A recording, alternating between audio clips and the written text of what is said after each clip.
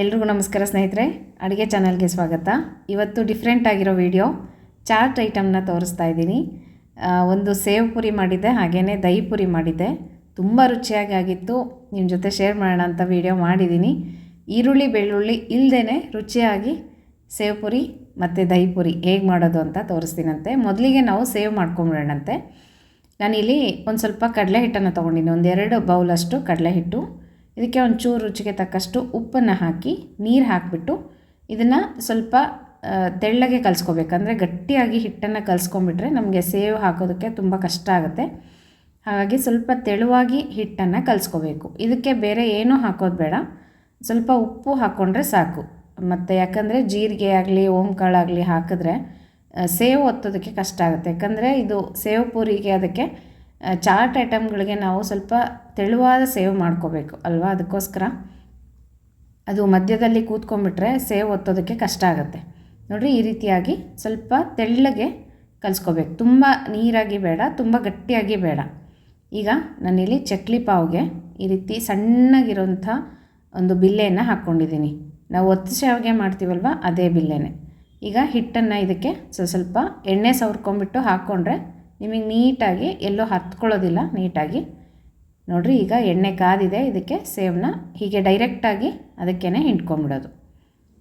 ನೋಡಿರಿ, ಎಷ್ಟು ಚೆನ್ನಾಗಾಗಿತ್ತು ಸೇವ್ ಅಂದರೆ, ತುಂಬ ಟೇಸ್ಟಾಗಿತ್ತು. ನಾನು ಸ್ವಲ್ಪನೇ ಮಾಡಿದ್ದೆ, ಆಮೇಲೆ ಇನ್ನೊಂದು ಸ್ವಲ್ಪ ಮಾಡ್ಕೋಬೇಕು ಅಂತ ಅನ್ನಿಸ್ತು. ಇನ್ನೊಂದ್ಸಲ ಯಾವಾಗಾದರೂ ಮಾಡೋಣ ಅಂತ. ಯಾಕಂದರೆ ಇದು ನಮಗೆ ಜಾಸ್ತಿ ಅನಿಸುತ್ತೆ ಸೇವ್ ಮಾಡಿದಾಗ, ಅದು ಪುಡಿ ಮಾಡಿದಾಗ ಮಾತ್ರ ಸ್ವಲ್ಪನೇ ಆಗಿಬಿಡುತ್ತೆ. ಸ್ವಲ್ಪ ಸೇವ್ ಪುರಿಗೆ ಅಂತಲೇ ನಾನು ಇದನ್ನು ಮಾಡ್ಕೊಂಡಿದ್ದೆ ಅಷ್ಟೇ.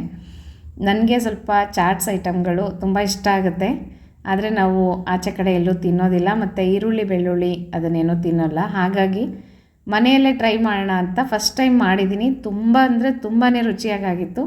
ಇನ್ಮೇಲೆ ಆಗಾಗ ಚಾಟ್ಸ್ ಐಟಮ್ಗಳನ್ನ ಮಾಡೋಣ ಅಂತ ಅಂದ್ಕೊತಾ ಇದ್ದೀನಿ ಸ್ನೇಹಿತರೆ. ಈ ರೀತಿ ತುಂಬ ಬೇಗನೆ ಆಗುತ್ತೆ ಇದು ಸೇವ್ ಕರ್ಕೊಳ್ಳೋದು. ಯಾಕಂದರೆ ತುಂಬ ಜಾಸ್ತಿ ಕರಿಬಾರ್ದು, ಅದನ್ನು ಮೀಡಿಯಮ್ ಫ್ಲೇಮಲ್ಲಿ ಇಟ್ಕೊಂಡು ತುಂಬ ಬೇಗ ಆಗಿಬಿಡುತ್ತೆ. ನಾನಿಲ್ಲಿ ಅದಿಷ್ಟು ಹಿಟ್ಟಿಗೆ ಸುಮಾರಾಗಿ ಒಂದಷ್ಟು ಸೇವ್ಗಳನ್ನ ಮಾಡಿ ಇಟ್ಟಿದ್ದೆ, ಆದರೆ ಅದು ಪುಡಿ ಮಾಡ್ಕೊಂಡಾಗ ಸ್ವಲ್ಪನೇ ಆಗುತ್ತೆ. ನೋಡಿರಿ, ಈ ರೀತಿ ಎಲ್ಲ ಸೇವ್ಗಳನ್ನ ನಾನು ಕರ್ಕೊಂಡ್ಬಿಡ್ತಾಯಿದ್ದೀನಿ. ಚಾಟ್ಸ್ಗಳನ್ನ ಮನೇಲಿ ಮಾಡಬೇಕು ಅಂದರೆ ಸ್ವಲ್ಪ 1-2 ದಿನದಿಂದ ಪ್ರಿಪೇರ್ ಆಗಬೇಕಾಗತ್ತೆ. ಯಾಕಂದರೆ ಈ ಥರ ಏನಾದರೂ ಸೇವ್ ಪುರಿ ಮಾಡಲಿಕ್ಕೆ ಸೇವ್ ಮಾಡಿ ಇಟ್ಕೋಬೇಕು, ಪೂರಿಗಳನ್ನು ಮಾಡಿ ಇಟ್ಕೋಬೇಕು, ಮತ್ತು ಸ್ವೀಟ್ ಚಟ್ನಿ, ಖಾರ ಚಟ್ನಿ ಇದನ್ನೆಲ್ಲ ಮಾಡಿ ಇಟ್ಕೊಂಡ್ರೆ ನಮಗೆ ತಿನ್ನೋದಕ್ಕೂ ರುಚಿ ಇರುತ್ತೆ. ನೋಡಿರಿ, ಇಷ್ಟು ನಾನು ಸೇವ್ಗಳನ್ನ ಮಾಡಿ ಇಟ್ಕೊಂಡಿದ್ದೀನಿ. ನಿಮಗೆ ತೋರಿಸ್ತೀನಿ ಈಗ ಎಷ್ಟು ಕ್ರಿಸ್ಪಾಗಿದೆ ಅಂತ. ನೋಡಿರಿ, ಕೇಳಿಸ್ತಾ ಇದೆಯಲ್ಲ, ತುಂಬ ಚೆನ್ನಾಗಾಗಿತ್ತು. ಈಗ ಚಾಟ್ಸ್ ಮಾಡೋ ದಿನ ನಾನು ಇದನ್ನು ಮಾಡಿಕೊಂಡೆ, ಏನು ಸ್ವೀಟ್ ಚಟ್ನಿ ಮತ್ತು ಖಾರ ಚಟ್ನಿ. ಇದು ನಾನು ಹುಣಸೆ ಹಣ್ಣು ಬೆಳಗ್ಗೆನೇ ಚೆನ್ನಾಗಿ ನೆನೆ ಹಾಕಿದ್ದೆ. ಅದನ್ನು ಚೆನ್ನಾಗಿ ಹಿಂಡ್ಕೊಂಬಿಟ್ಟು ರಸ ತೆಕ್ಕೊಂಡು ಅದನ್ನು ಒಂದು ಪ್ಯಾನಿಗೆ ಹಾಕ್ಕೊಂಡಿದ್ದೀನಿ. ನೋಡಿರಿ, ಹುಣಸೆ ಹಣ್ಣಿನ ರಸ. ಈಗ ಇದಕ್ಕೆ ಬೆಲ್ಲವನ್ನು ಹಾಕಬೇಕು. ಹುಣಸೆ ಹಣ್ಣು ಎಷ್ಟು ತೊಗೊಂಡಿದ್ವೋ ಅಷ್ಟು ಬೆಲ್ಲವನ್ನು ತೊಗೋಬೇಕು. ಯಾಕಂದರೆ ಸ್ವಲ್ಪ ಸಿಹಿಯಾಗಿರಬೇಕು, ಹುಳಿಯಾಗಿಯೂ ಇರಬೇಕು. ಹೀಗೆ ಬೆಲ್ಲ ಚೆನ್ನಾಗಿ ಕರಗೋ ತನಕನೂ ಇದನ್ನು ಕುದಿಸ್ಕೋಬೇಕು. ಈಗ ಇದಕ್ಕೆ ರುಚಿಗೆ ತಕ್ಕಷ್ಟು ಉಪ್ಪು ಹಾಕ್ತಾಯಿದ್ದೀನಿ. ಹಾಗೆಯೇ ಒಂದು ಸ್ವಲ್ಪ ಜೀರಿಗೆ ಪುಡಿ, ಜೀರಿಗೆಯನ್ನು ಹುರಿದು ಪೌಡರ್ ಮಾಡಿ ಇಟ್ಕೋಬೇಕು ಚಾಟ್ಸ್ ಮಾಡೋವಾಗ, ಅದು ತುಂಬ ಮುಖ್ಯ. ಆಮೇಲೆ ಸ್ವಲ್ಪ ಅಚ್ಚ ಖಾರದ ಪುಡಿ ಖಾರಕ್ಕೆ. ನೋಡಿರಿ, ಇದಿಷ್ಟನ್ನು ಹಾಕಿ ಇದನ್ನು ಚೆನ್ನಾಗಿ ಕುದಿಸ್ಕೋಬೇಕು. ಎಲ್ಲಿ ತನಕ ಅಂದರೆ ನಿಮಗೆ ಗೊತ್ತಾಗಬೇಕು, ಆಗಲೇ ಅದು ಸ್ವಲ್ಪ ಗಟ್ಟಿ ಆಗ್ತಾ ಬರುತ್ತೆ. ಇದಕ್ಕೊಂಚೂರು ಚಾಟ್ ಮಸಾಲ ಹಾಕಿದ್ದೀನಿ, ಜಾಸ್ತಿ ಏನಿಲ್ಲ, ಸ್ವಲ್ಪನೇ ಹಾಕ್ಕೋಬೇಕು. ನೋಡಿರಿ, ಹೀಗೆ ಅದು ಕುದೀತಾ ನಿಮಗೆ ಗಟ್ಟಿ ಆಗ್ತಾ ಬರುತ್ತೆ. ಆಗಲೇ ನಮಗೆ ಗೊತ್ತಾಗುತ್ತೆ, ಅದು ಹುಣಸೆ ಹಣ್ಣಿನ ನೀರಿನಂಶ ಎಲ್ಲ ಹೋಗಿಬಿಟ್ಟು ನಮಗೆ ಒಂದು ಸ್ವಲ್ಪ ತಿಕ್ನೆಸ್ ಬರುತ್ತೆ. ಅಲ್ಲಿ ತನಕನೂ ಇದನ್ನು ಕುದಿಸ್ಕೊಂಡ್ರೆ ಸ್ವೀಟ್ ಚಟ್ನಿ ರೆಡಿ ಆಗುತ್ತೆ. ಇದನ್ನು ಮಾಡಿ ನೀವು ಒಂದು ಗಾಜಿನ ಬಾಟ್ಲಿಗೆ ಹಾಕ್ಕೊಂಡು ಆರಾಮಾಗಿ ಇಟ್ಕೋಬೋದು, ಫ್ರಿಜ್ಜಲ್ಲಿ ಇಟ್ಕೋಬೋದು, ಎಷ್ಟು ದಿನನಾದರೂ ಇರುತ್ತೆ. ಯಾವಾಗಾದರೂ ಚಾಟ್ಸ್ ಮಾಡಬೇಕು ಅಂದರೆ ಬೇಗನೆ ನಮಗೆ ಅನುಕೂಲ ಆಗುತ್ತೆ.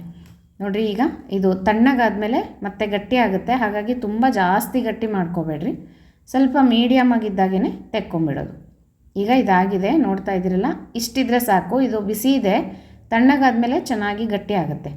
ಈಗ ಖಾರ ಚಟ್ನಿ ಮಾಡೋಣಂತೆ. ಇದಕ್ಕೆ 1 ಹಿಡಿಯಾಗಷ್ಟು ಕೊತ್ತಂಬರಿ ಸೊಪ್ಪು, 1 ಹಿಡಿಯಾಗಷ್ಟು ಪುದೀನ ಸೊಪ್ಪು ಚೆನ್ನಾಗಿ ತೊಳೆದು ಹಾಕ್ಕೊಂಡಿದ್ದೀನಿ. ಇದಕ್ಕೆ ಖಾರಕ್ಕೆ ಒಂದು 2 ರಿಂದ 3 ಹಸಿಮೆಣಸಿನ್ಕಾಯಿ ಹಾಕಿದ್ದೀನಿ. ತುಂಬ ಜಾಸ್ತಿ ಬೇಡ, ಖಾರ ಇತ್ತು ಅಂದರೆ 2 ಹಾಕ್ಕೊಳ್ರಿ, ಇಲ್ಲಾಂದರೆ ಒಂದು 3ರಿಂದ 4 ಹಸಿಮೆಣಸಿನ್ಕಾಯಿ ಹಾಕ್ಕೋಬೋದು. ಇದಕ್ಕೆ 1 ಇಂಚಾಗಷ್ಟು ಶುಂಠಿ ಹಾಕ್ಕೊಂಡಿದ್ದೀನಿ.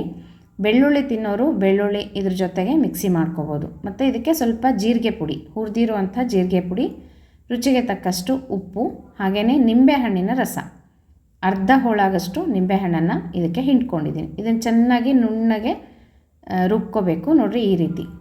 ಇದು ಖಾರ ಚಟ್ನಿ.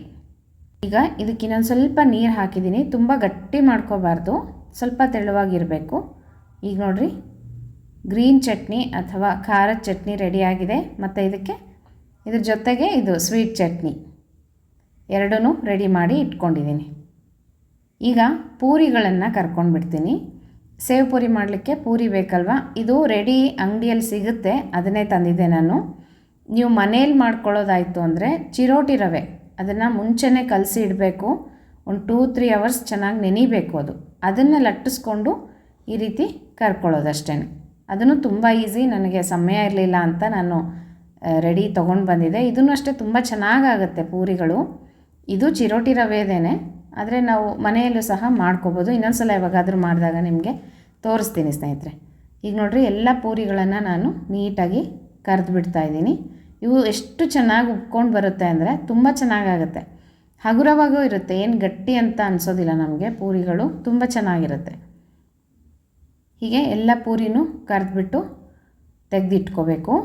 ಹೀಗೆ ಒಂದೊಂದೇ ನಾವು ರೆಡಿ ಮಾಡಿ ಇಟ್ಕೋಬೇಕಾಗುತ್ತೆ ಚಾಟ್ಸ್ ಮಾಡುವಾಗ. ಮತ್ತು ಇದ್ರ ಜೊತೆಗೆ ಆಲೂಗಡ್ಡೆನ ಬೇಯಿಸಿ ಚೆನ್ನಾಗಿ ಮ್ಯಾಶ್ ಮಾಡಿ ಎತ್ತಿಟ್ಕೊಂಡಿದ್ದೀನಿ. ಈಗ ನೋಡಿರಿ ಪೂರಿಗಳನ್ನು ಈ ರೀತಿ ನೀಟಾಗಿ ಹೋಲ್ ಮಾಡಿಕೊಂಡು ಇಟ್ಕೋಬೇಕು. ಒಂದು ಪ್ಲೇಟಲ್ಲಿ ಎಲ್ಲನೂ ಜೋಡಿಸಿ ಇಟ್ಕೊಂಡ್ರೆ ನಮಗೆ ನೀಟಾಗಿ ಅರೇಂಜ್ ಮಾಡಲಿಕ್ಕೆ ಅನುಕೂಲ ಆಗುತ್ತೆ. ನೋಡಿ ಈ ರೀತಿಯಾಗಿ ಇಟ್ಕೊಂಡು ಇದಕ್ಕೆ ಆಲೂಗಡ್ಡೆ, ಬೇಯಿಸಿರುವಂಥ ಆಲೂಗಡ್ಡೆ, ಇದಕ್ಕೆ ನೀವು ಬೇಕಂದರೆ ಒಂದು ಸ್ವಲ್ಪ ಉಪ್ಪು, ಚಾಟ್ ಮಸಾಲ, ಖಾರ ಎಲ್ಲನೂ ಹಾಕೋಬೋದು. ನಾನು ಬರೀ ಸಪ್ಪೆದೇ ಹಾಕ್ತಾಯಿದ್ದೀನಿ. ನಾನು ಇದ್ರ ಮೇಲ್ಗಡೆ ಎಲ್ಲನೂ ಹಾಕ್ತೀನಿ. ಈಗ ಎಲ್ಲ ಪೂರಿಗಳಲ್ಲಿ ಒಂದು ಸ್ವಲ್ಪ ಬೇಯಿಸಿ ಮ್ಯಾಶ್ ಮಾಡಿರುವಂಥ ಆಲೂಗಡ್ಡೆನ ಹಾಕ್ತಾಯಿದ್ದೀನಿ. ಇದ್ರ ಮೇಲ್ಗಡೆ ಸ್ವಲ್ಪ ಉಪ್ಪನ್ನು ಈ ರೀತಿ ಸ್ಪ್ರಿಂಕಲ್ ಮಾಡಬೇಕು ಹೀಗೆ. ಮತ್ತು ಸ್ವಲ್ಪ ಚಾಟ್ ಮಸಾಲ ಹಾಕಬೇಕು, ಸ್ವಲ್ಪ ಜೀರಾ ಪೌಡರ್ ಹಾಕಬೇಕು. ಜೀರಿಗೆಯನ್ನು ಹುರಿದ್ಬಿಟ್ಟು ಪೌಡರ್ ಮಾಡಿ ಎತ್ತಿಟ್ಕೊಂಡಿರಬೇಕು. ಸ್ವಲ್ಪ ಜೀರಾ ಪೌಡರ್ ಹಾಕಿ ಹಾಗೆ ಒಂದು ಸ್ವಲ್ಪ ಚಾಟ್ ಮಸಾಲನೂ ಹಾಕಬೇಕು. ಆಮೇಲೆ ಅಚ್ಚ ಖಾರದ ಪುಡಿ ಹಾಕಬೇಕು. ಹೀಗೆ ಒಂದೊಂದಾಗೆ ಪುಡಿಗಳನ್ನು ಇದಕ್ಕೆ ಹಾಕ್ತಾ ಬರಬೇಕು. ನಂತರ ನೀವು ಗ್ರೀನ್ ಚಟ್ನಿ ಏನು ಮಾಡಿದ್ರಲ್ಲ, ಖಾರದ ಚಟ್ನಿ, ಅದನ್ನು ಹಾಕಬೇಕು ಸ್ವಲ್ಪ.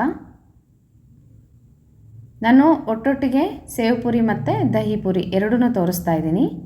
ಜಾಸ್ತಿ ಡಿಫ್ರೆನ್ಸಸ್ ಏನೂ ಇರಲ್ಲ ಸ್ನೇಹಿತರೆ. ಇದಕ್ಕೆ ಒಂದು ಸ್ವಲ್ಪ ಮೊಸರು ಹಾಕ್ತೀನಿ ಅಷ್ಟೇ. ಈಗ ನೋಡಿರಿ ಇದಕ್ಕೆ ಸ್ವೀಟ್ ಚಟ್ನಿ ಹಾಕ್ತಾಯಿದ್ದೀನಿ.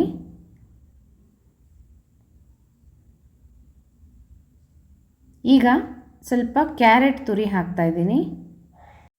ಈರುಳ್ಳಿ ತಿನ್ನೋರು ಸಣ್ಣದಾಗಿ ಈರುಳ್ಳಿ ಹೆಚ್ಚಿ ಇದಕ್ಕೆ ಹಾಕೋಬೋದು. ಮತ್ತು ನಾನಿಲ್ಲಿ ಕ್ಯಾರೆಟ್ ಹಾಕಿಬಿಟ್ಟು ಟೊಮೆಟೊ ಸಣ್ಣದಾಗಿ ಹೆಚ್ಚಿ ಹಾಕ್ತಾಯಿದ್ದೀನಿ.